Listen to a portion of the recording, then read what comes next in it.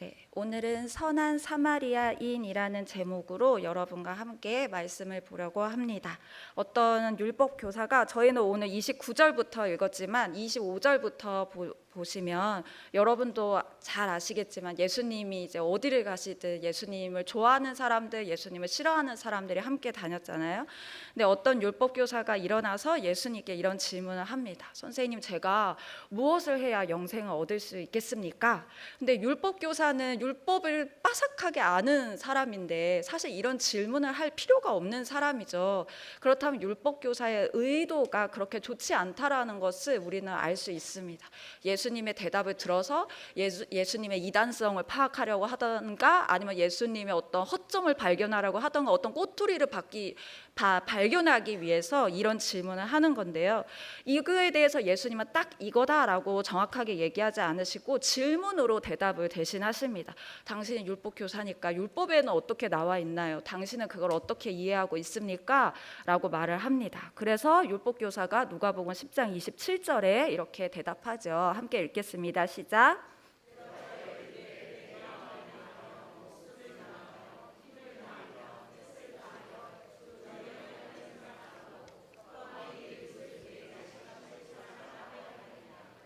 아멘. 우리가 너무나 잘 알고 있는 말씀입니다. 율법서에 신명기, 레위기에 이미 이 내용이 나와 있고 예수님께서도 마태복음, 마가복음의 어느 서기관이 율법 중에 계명 중에 제일 큰 계명이 무엇입니까? 라고 질문을 했을 때 예수님이 사용하신 말씀도 첫 번째 계명은 하나님을 사랑하는 거고요. 두 번째는 이웃을 자기 자신과 같이 사랑하는 겁니다. 이렇게 명확하게 이 대답을 하셨어요. 예수님의 마음과 예수님의 답과 일치하죠. 율법교사 이 대답을 듣고 예수님께서 맞아요. 가서 그렇게 사시면 영생이 있습니다. 대답 끝. 근데 율법교사가 자리를 안 떠나. 왜냐면 이렇게 대화가 진행이 되면 안 되잖아요. 뭔가 더 이렇게 얘기가 진행되고 뭔가 꼬투리도 잡고 이래야 되는데 당신 말이 맞아요. 당신 그렇게 사시면 영생이 있습니다. 하나님 나라에 들어갑니다. 그렇게 사십시오. 이렇게 얘기를 하는 거예요. 율법교사는 여기에서 한 가지 질문을 더 합니다. 이스라엘의 이 예수님을 비방했던 사람들 마음속에 두 가지 마음이 항상 있었던 것 같아요. 하나는 예수님을 끌어내리고 싶은 마음과 또 하나는 이 민중의 존경을 받고 있는 예수님에게 인정받고 싶은 이 두 가지 마음이 함께 있었던 것 같습니다. 그래서 이 율법교사는 예수님한테 이제 자기가 앞으로 이렇게 살아서 영생을 받아야 하는 사람이 아니라 이미 이렇게 살아서 영생을 소유한 사람으로 인정받고 싶은 거예요. 그러니까 여기에서 율법교사는 다른 질문을 합니다. 그거에 이제 정답, 내가 바로 그 사람입니다 할 수 있는 그런 질문을 하죠. 누가복음 10장 29절 말씀입니다. 함께 읽겠습니다. 시작. 그 사람이 자기를 옳게 보이려고 예수께 여짜오되 그러면 내 이웃이 누구니까? 라고 묻습니다. 회심의 질문을 이 사람은 한 거예요. 왜냐하면 율법에 보면은 고아, 과부, 가난한 사람, 나그네를 선대하라.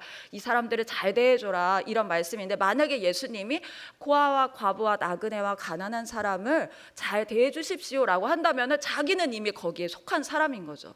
율법교사는 바리새인이잖아요. 바리새인은 이 말만 하는 사람들이 아니라 말씀을 행동으로 실천했기 때문에 민중들의 그 존경을 받는 사람이었잖아요. 그러면 이 율법교사는 이미 어느 수준의 일반 사람들보다는 좀 더 높은 수준의 선을 실천하고 있었을 것입니다. 그래서 예수님께서 이런 사람들을 도우세요. 그러면 구원이 영생이 당신에게 있을 것입니다 라고 대답하면 저는 그런 사람을 이미 돕고 있습니다. 그러면 당신은 정말 하나님의 백성이군요. 영생이 당신에게 있군요. 이렇게 대화가 진행이 돼야 되는 것이죠. 근데 예수님께서는 이러한 사람을 도우세요 라고 단답형으로 얘기를 하지 않고 오늘 우리가 읽은 그 내용 갑자기 이야기를 전달하기 시작하십니다. 이게 저희가 오늘 읽은 29절부터 37절의 그 내용인데요. 여러분도 이미 너무나 잘 알고 있는 내용이죠.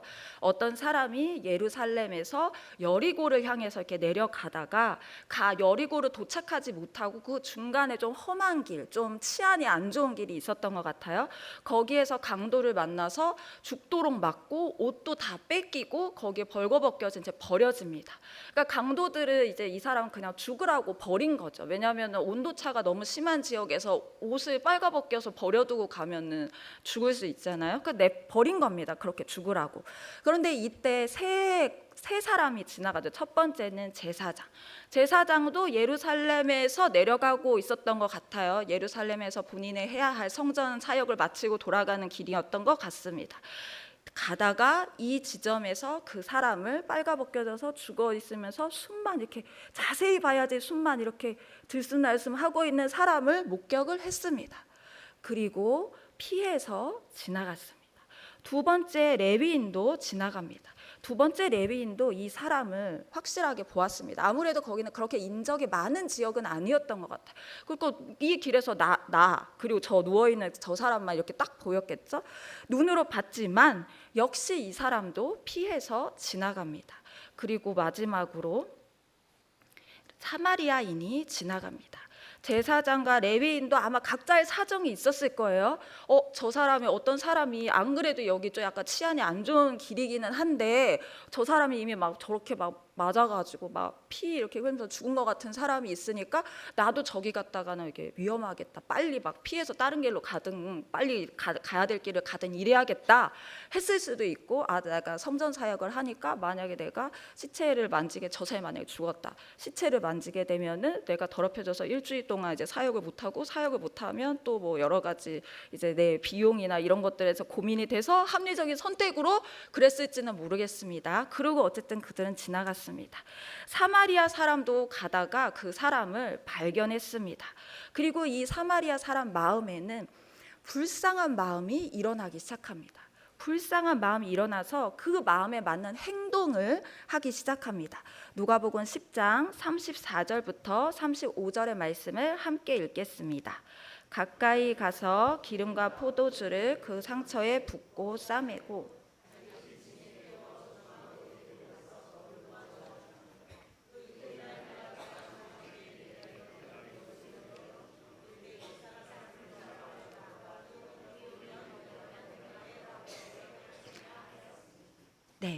가까이 가서 내 물건 다 내려놓고 내 기름과 포도주 쓰고 그리고 내 이 짐승에 태워가지고 데리고 오고 그리고 돈도 내주고 이렇게 다 한 거죠. 이 이야기를 한 다음에 예수님께서 율법교사에게 묻습니다. 이 세 사람 중에 누가 강도 만난 사람의 이웃입니까? 이럴 때 율법교사가 사마리아인이라고 얘기하기 싫었던 것 같아요.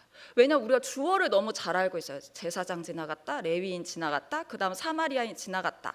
그러면 이거 사마리아인이요 이렇게 대답이 나와야 되는데 자비를 베푼 사람이요 이렇게 대답을 했습니다. 그리고 예수님께서 당신도 이렇게 하십시오 라고 말씀을 하셨습니다. 예수님이 이 말씀을 하셨을 때 이 율법교사의 마음이 굉장히 복잡했을 것 같아요. 이걸 어떻게 생각해야 될까? 내가 여태까지 이 종교의 기준으로 가지고 있었던 영생을 얻을 수 있는 선한 일의 수준과는 너무나 다른 이야기를 하고 계신 거죠. 그거를 뛰어넘는 얘기를 하고 있는 것입니다. 예수님이 말씀하신 사랑이라는 거, 자비라는 거는 내 일상에는 영향을 별로 끼치지 않으면서 내가 할 수 있는 수준의 일이 아닌 겁니다. 그 정도 수준의 일이라면은 제사장과 레위인도 이미 다 했을 겁니다. 이 사람들이 일반 사람들보다는 더 선한 일을 했을 거 아니겠습니까? 이미 그런 일을 했겠죠. 그런데 그 수준을 넘어가는 사랑과 자비를 이 사마리아 사람이 보여주고 있는 것입니다. 사마리아 사람, 이 이야기 속에 나와 있는 사마리아 사람이 보여준 그 사랑은 도대체 무엇입니까? 한 영혼을 천하보다 귀하게 여긴 것입니다. 저 사람을 불쌍하게 봤다라고 표현할 때 어떻게 불쌍하게 봤느냐, 이 사람의 행동을 통해서 보면 어떻게 불쌍하게 봤냐면 내가 저기 빨가벗겨져서 피 흘리면서 숨만 간당간당하게 쉬고 있는 것처럼 대한 겁니다. 내가 쓰러져 있는 저 사람 같다고 느끼면서 저 사람에게 대해준 것입니다. 저 죽어가는 영혼 앞에 내가 이스라엘 사람이고 저 사람은 이스라엘 사람이었겠죠. 예루살렘에서 나온 사람이니까. 근데 여러분도 아시다시피 이스라엘 사람들은 대대로 이 사마리아 사람들을 혈통적으로 신앙적으로 무시하고 인간 취급을 안 했지 않습니까? 사마리아 사람들도 당연히 알고 있죠. 그러니까 이 율법 교사도 사마리아 사람이라고 말도 하고 싶지 않고 자비를 베푼 사람 이렇게 말을 하지 않았을까요? 근데 이 죽어가는 영혼 앞에 역사적인 그런 원수 같은 마음, 여태까지 내가 받아왔던 그런 처우는 하나도 중요하지 않는 것입니다. 이 사람이 여행하면서 가지고 있는 기름과 포도주는 이 사람에게 너무 중요한 생필품이죠. 그리고 데나리온 2개로 그 여관 주인에게 맡기면서 이 사람을 맡겼습니다. 데나리온 2개는 이 사람에게는 전부입니다. 지금 가지고 있는 전부예요. 그러니까 뭐라고 하냐면 제가 다시 돌아왔을 때에도 돈이 더 필요했었다면 이 2데나리온 가지고 이제 처리가 안 돼서 이 사람의 회복이 안 돼서 여관 주인이 따로 더 이 사람을 위해서 소비한 것이 있다면 제가 그것을 갚겠다라고 말합니다. 이 사람이 빚진 게 아닌데, 내가 소비한 게 아닌데 자기가 갚겠다라고 말을 하고 있는 것입니다. 예수님께서는 이런 사랑을 해야지, 이런 자비를 보여야지, 실천해야지 하나님 나라에 들어갈 수 있다라고 말씀하고 있는 것입니다. 가서 당신도 이와 같이 하십시오. 우리도 그 앞에서 들으면 정신이 멍하지 않겠어요? 예수님 앞에 떠나기도 그렇고 여기 계속 있기도 그렇고 어떻게 살아야 할지 좀 어지러울 것 같아요. 여전히 나는 영생을 얻을 만큼 선하게 살고 있습니다. 나는 내 이웃을 내 몸과 같이 사랑하고 있습니다. 라고 자신 있게 말을 못할 것 같습니다. 이런 내가 무엇을 해야 영생을 얻을 수 있을까? 내가 어떻게 해야, 어떤 일들을 해야 영생을 얻을 수 있을까라고 우리가 생각을 하면 예수님의 말씀 앞에 우리는 나는 저 정도는 못해 라고 자책하거나 난 아직까지 저 수준에 도달하지 못했어 라고 자책하거나 저 높은 기준을 누가 만족시킬 수 있어? 라고 분노하거나 이 2가지 반응이 일어날 것 같습니다. 그런데 구원은 내가 무엇을 해야 얻을 수 있는 것이 아니라 주님이 나를 위해서 무엇을 하셨냐가 중점입니다. 구원은 주님이 예수 그리스도가 나를 위해 무엇을 하셨냐, 이게 포인트인 거죠. 우리는 이런 자비를 실천할 수 없습니다. 못해요. 예수님만 하실 수 있어요? 못해. 아무리 생각해도 제가 안 되더라고. 못해요. 이건 예수님만 하실 수 있습니다. 예수님은 이미 그런 사랑을 우리에게 주셨기 때문입니다. 우리와 예수님의 관계를 정확하게 표현하면 원수입니다. 로마서 5장 8절과 10절 말씀을 함께 읽겠습니다. 시작. 우리가 아직 죄인 되었을 때에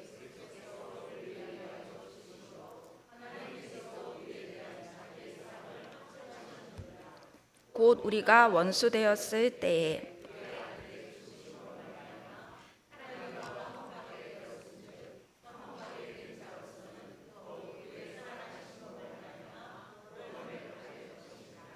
아멘. 그리고 에스겔서 말씀도 보겠습니다. 에스겔 16장 6절 그리고 9절과 10절 말씀을 함께 읽겠습니다. 시작.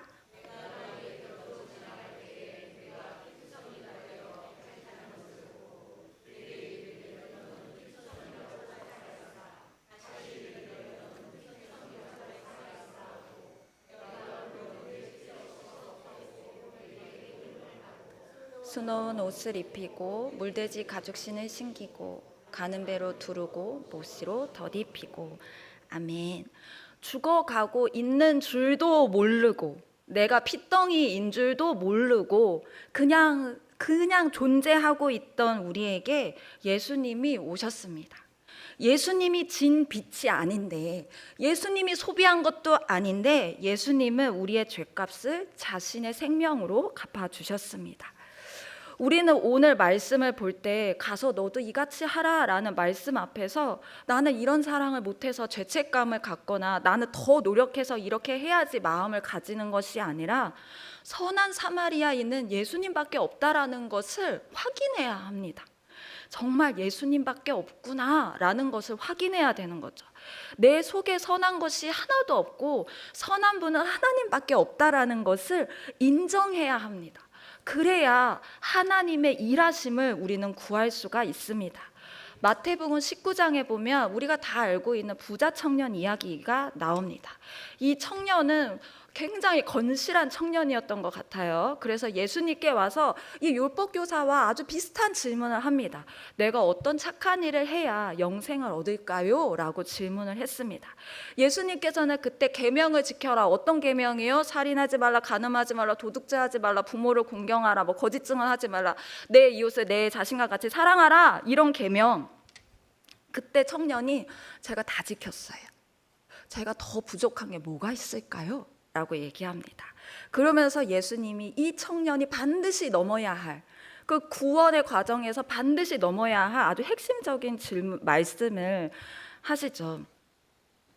네가 온전하고자 하면 네 소유를 팔아서 가난한 사람들에게 주라. 그리하면 하늘 보화가 너에게 있을 거야. 그리고 너는 나를 따르라. 이거 공짜 아닙니다. 너 거 다 팔아서 가난한 사람에게 주면 하늘 보화로 주겠다는 거예요. 하늘 보화로 주겠다. 그리고 너는 나를 따르라. 여기에서 우리는 결론을 알고 있습니다. 그 재물이 너무 많아서 그 청년이 근심하며 돌아갔잖아요. 이 청년은 지금 우리 교회에 만약에 있었으면 완전 교회 오빠. 신앙 너무 좋아. 행실도 너무 발라. 막 말투도 너무 온유하고 착한 일도 많이 하고 게다가 돈도 많아. 너무 훌륭한 청년이죠. 근데 이 청년의 이 모든 일들 속에 이 청년의 마음속 깊은 곳에 있는 이 핵심, 제가 어떤 선한 일을 하면 제가 영생을 얻을 수 있을까, 마치 하늘에 관심이 굉장히 많은 질문처럼 보이지만 이 청년은 하늘 보화에는 관심 없어요. 하늘 보화에 관심이 있었으면 팔고 갔어야죠. 근데 하늘 보화에는 사실 이 사람은 관심 없는 사람이에요. 땅의 재물에 관심 있는 사람이에요. 이 사람은 여기에서 발견해야 돼요. 내 실체를. 그게 은혜죠. 여기에서 근심하고 돌아갔다 수준이 아니라 근심하고 돌아가면서 내 신앙의 근원을 발견하는 거죠. 제가 더 해야 되는 일이 뭘까요? 라고 질문했던 거에서 더 해야 될 것이 없이 나는 근원적으로 주님을 그렇게 사모하지 않았구나. 하늘을 사모하지 않았구나. 방향을 바꿔야겠다라는 내 실체를 발견했어야 하는 것입니다. 구원은 인간이 노력하면, 인간이 최선을 다하며 얻을 수 있는 그런 수양하는 원리가 아닙니다. 하나님의 말씀, 하나님의 법, 하나님의 질서를 내 수준으로 낮춰서 내가 할 수 있는 최선을 다하면 이거를 얻을 수 있다라는 그 수준이 아닌 겁니다. 구원은 하나님의 최선입니다. 그렇기 때문에 우리가 노력으로 할 수 있는 것이 아닙니다. 마가복음 9장에 보면 귀신 들린 아이를 예수님의 제자들 앞에 데려오고 예수님 앞에 데려온 아버지가 나옵니다. 이때 예수님은 변화산에 올라가셔서 그 베드로와 다른 제자들과 함께 있었고 그 산 밑에 제자들 앞에 이 귀신 들린 내 아들을 데리고 나온 거죠. 근데 안 되는 거예요. 귀신이 안 쫓아지는 거예요. 예수님이 내려오셨을 때 이 아버지께서 무엇을 하실 수 있거든 우리 아들 귀신 좀 쫓아내달라고, 우리 좀 불쌍하게 여겨서 좀 도와달라고 요청합니다. 그때 예수님께서 마가복음 9장 23절에 할 수 있거든이 무슨 말이냐, 믿는 자에게는 능히 하지 못할 일이 없느니라. 믿는 자에게는 능히 하지 못할 일이 없어. 믿으면은 이 귀신이 나가. 믿으면은 당신 아들이 자유하게 될 거야. 핵심이 믿음이잖아요. 근데 이 아버지가 그 말을 듣고 막 절규합니다. 내가 믿습니다 말하면서 바로 이어서 뭐라 그러냐면 나의 믿음 없는 것을 도와주세요. 내가 믿음이 있어야지 우리 아들이 사는데 내가 믿음이 없는 거예요. 없는 믿음은 어떻게 나올 수가 있겠습니까? 그러니까 이 사람이 할 수 있는 최선은 뭐예요? 당신이 나에게 믿음을 요구했으니 당신이 그 믿음을 나에게 달라는 겁니다. 믿음의 주인도 내가 아니고 사랑의 주인도 내가 아니고 구원의 주인도 내가 아닙니다. 우리 신앙의 주체는 내가 아니라 그리스도이십니다. 여러분 중 어느 누구도 막 예수님을 믿어야 돼, 믿어야 돼, 믿어야 돼, 믿어야 돼 하면서 이 자리에 계신 분은 없잖아요. 어느 날 믿어진 거죠. 믿어졌기 때문에 여기 있는 거예요. 예수님 덕분에 우리의 이 신앙 여정 중에 어느 순간에 믿음이 생긴 거죠. 그 믿음이 누구랑 비교해서 뭐 크다 작다 뭐 깊다 뭐 넓다 이런 수준이 아니라 적어도 그리스도를 나의 주로 받아들일 수 있는 그 믿음이 어느 순간 생긴 겁니다. 만약에 여러분들 중에 지금도 내가 맡은 직분 때문에 가족관계 때문에 체면 때문에 사실 나는 믿음이 없는데 이 신앙생활을 하고 있는 분이 있다면 그러면 그분은 오늘 실체를 발견하면 돼요. 주님, 나의 믿음의 주인이 주님이 아니었습니다. 사람이었습니다. 나에게 믿음을 주세요라고 고백하면 되는 것입니다. 신앙의 주체이신 예수님을 만나면 내가 예수님의 말씀을 지킬 능력도 없고 예수님의 말씀을 제대로 이해하지도 못하고 있구나라는 것을 갈수록 느낍니다. 그래서 차라리 초신자가 행복한 것 같아요. 그분들이 행복해. 예배 와서 막 찬양이 너무 좋았다 그러고 말씀이 너무 좋았다고 해피하게 웃다가 단순하게 있다 가는데 신앙생활을 할수록 여러 가지 우리 속에 고민이 생깁니다. 예수님이 계시다 안 계시다 그 수준의 고민이 아니라 삶의 여러 방면에서 우리 마음을 무겁게 하고 고민하게 하는 그런 영역들이 점점 더 많이 생기는 거죠. 그 이유는 예수님이 우리 속에 살아계시기 때문입니다. 우리 속에 살아계셔서 우리 속에 나도 모르게 숨겨져 있던 어둠을 밝히고 있기 때문입니다. 자꾸 그걸 직면하게 하시니까 내 마음이 무거워지는 거죠. 이건 은혜입니다. 여러분들 목욕탕 가시면은 어릴 때 가면 내가 때리면 하나도 안 아픈데 엄마가 때리면 너무 아파요. 막 빨갛게 될 정도로 팍팍 미시잖아요. 예수님이 그 작업을 하고 있다고 생각하면 됩니다. 우리가 우리 수준으로 내 기준으로 내 신앙을 보면 나를 아프게 하고 싶은 일은 일어나지 않아요. 내가 보고 싶지 않은 일은 보려고 하지 않아요. 내가 기도하고 싶지 않은 일은 기도하려고 하지 않아요. 듣고 싶지 않은 말씀은 받아들이고 싶지 않아요. 그런데 예수님이 내 안에 깊이 관여하시면 듣고 싶지 않은 그 말씀, 내가 거부하고 싶은 그 말씀도 자꾸 나에게 기억나게 하고 찔림이 되게 하고 분하게도 하시고 막 그래요. 기도하고 싶지 않은 어떤 사람에 대해서 기도해야 될 것 같다는 그 마음을 막 자꾸 줘서 막 화내면서 기도할 때도 있어요. 그거는 우리의 신앙이 떨어지고 있는 게 아니라 주님이 우리를 성숙하게 해주고 계신 것입니다. 마태복음 7장 21절부터 23절 말씀을 함께 읽겠습니다. 시작. 나더러 주여 주여 하는 자마다 다 천국에 들어갈 것이 아니요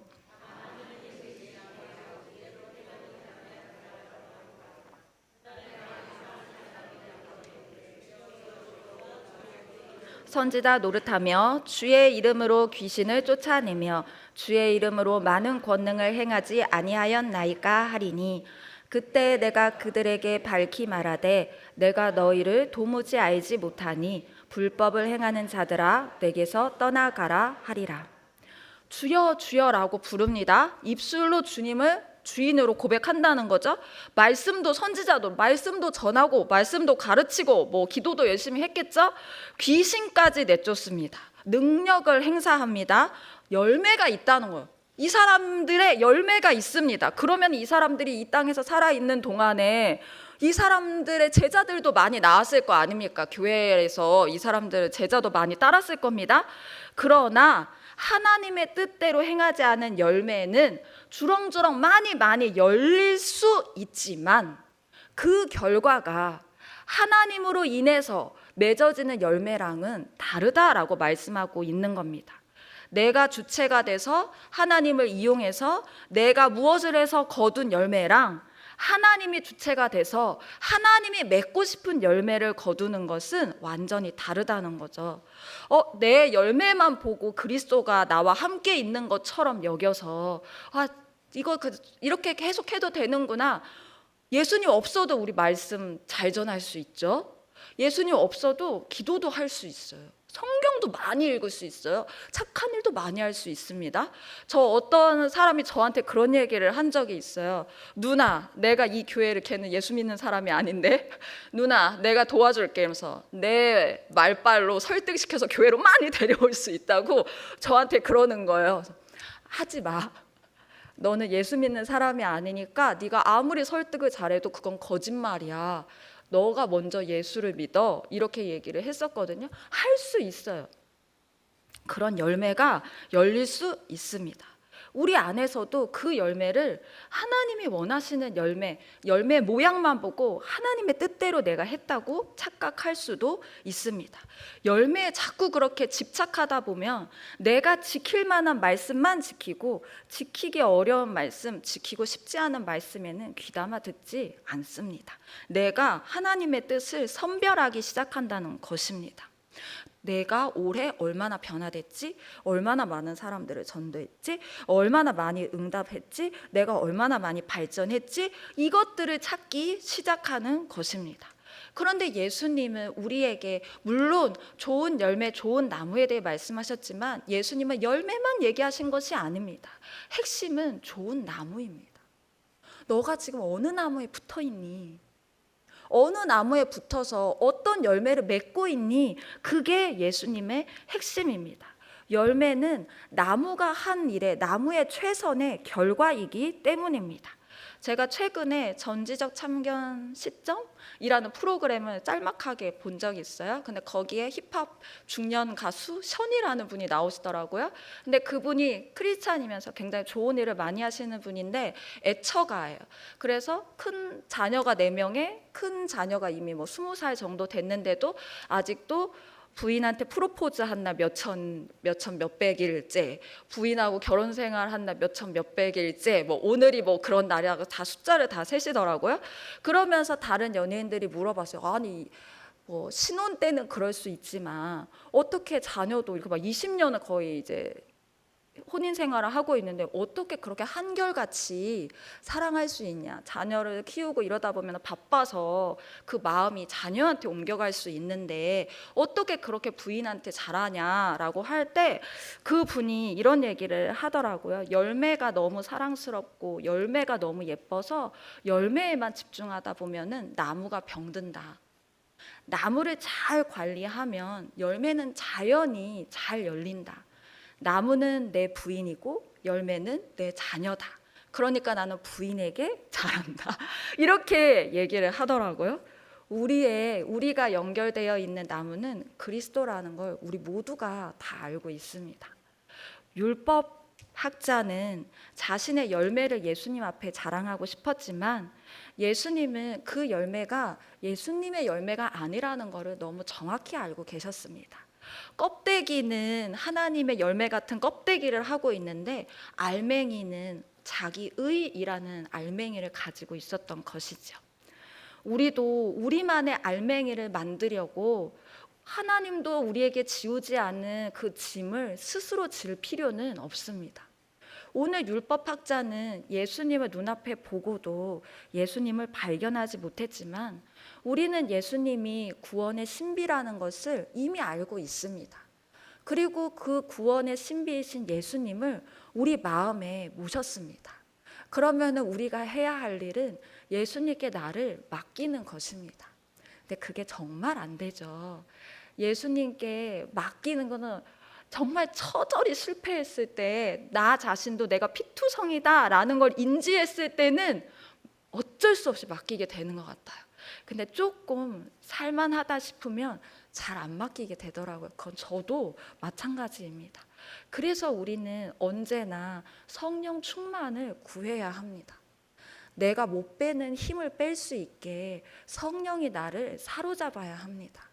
성령이 나를 사로잡아서 내가 무엇을 해야 할까가 아니라 나를 구원하신 그 예수님이 오늘 나를 통해서 무엇을 하실까가 기대되고 궁금해져야 합니다.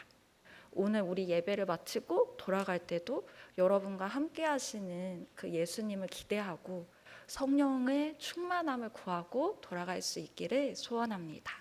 기도하겠습니다. 사랑하는 주님, 우리 가운데 이미 예수 그리스도라는 구원의 신비를 보내주심에 감사드립니다. 주님, 우리의 알맹이를 내려놓고 예수님으로 우리가 꽉 채워지기를 소원합니다. 예수님, 우리를 다스리시고 우리를 충만하게 하여 주시옵소서. 감사드리며 살아계신 예수님의 이름으로 기도드렸습니다. 아멘. 약할 때 강함 대신에 찬양하겠습니다.